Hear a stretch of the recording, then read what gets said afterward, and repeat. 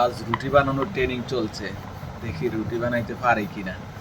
আমরা অবশ্য প্রত্যেক দিনই রুটি খাই, প্রায় দিনে রুটি খাই, প্রত্যেক দিন না, হয়তো দু একদিন গ্যাপ যায়। হাসানা মিশা হাসান, আর সাথে কিন্তু আমার তাকরিম বাবা আছে, তাকরিমও রুটি বানাইতে পারে। এই হচ্ছে রুটি, আটার রুটি, এটা কিন্তু চালের রুটি না। এই হচ্ছে আটার রুটি বানানো হচ্ছে।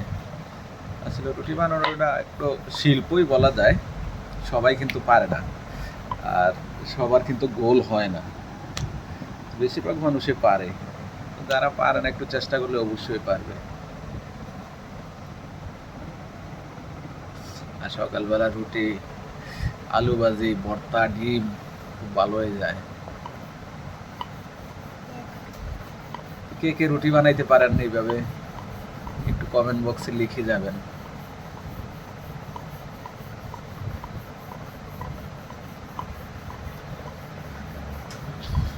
একটা সময় গ্রামে আমরা যখন ছিলাম, ছোট ছিলাম, তখন কিন্তু এই আটা রুটিটা বেশ খাওয়া হতো। আসলে ফ্যামিলি মেম্বারও তখন বেশি ছিল, রুটি বানাইতে বানাইতে মোটামুটি 1-1.5 ঘন্টা লাগতো, 10 জন 11 জনের 4টা 5টা করে।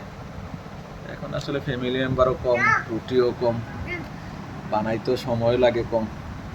এই রুটি আসলে বানাইলে শরীরের জন্য অনেক উপকার।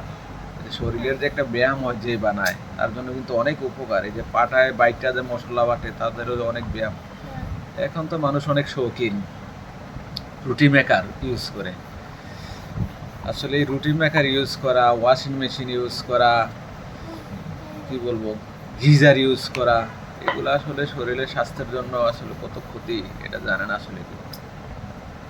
তাকরিম দুষ্টামি করে না? এই হচ্ছে তাকরিম, সাথে সাথে গেলে দুষ্টামি করতেছে ওর আম্মুরে।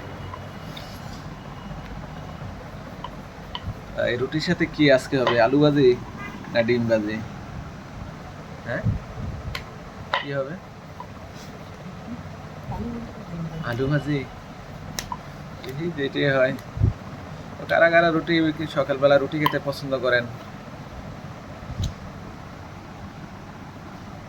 চলে আসবেন।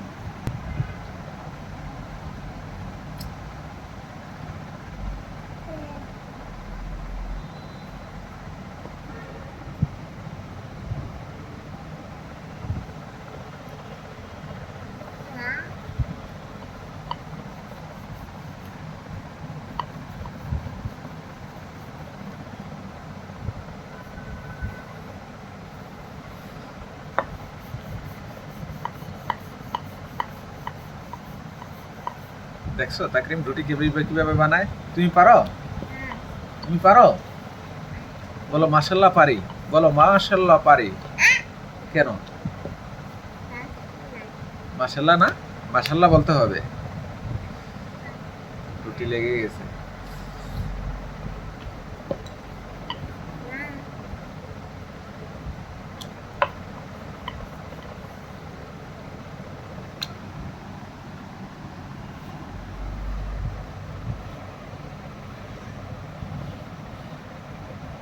তাকরিম বলো সবাই ভালো থাকবেন, আল্লাহ হাফেজ।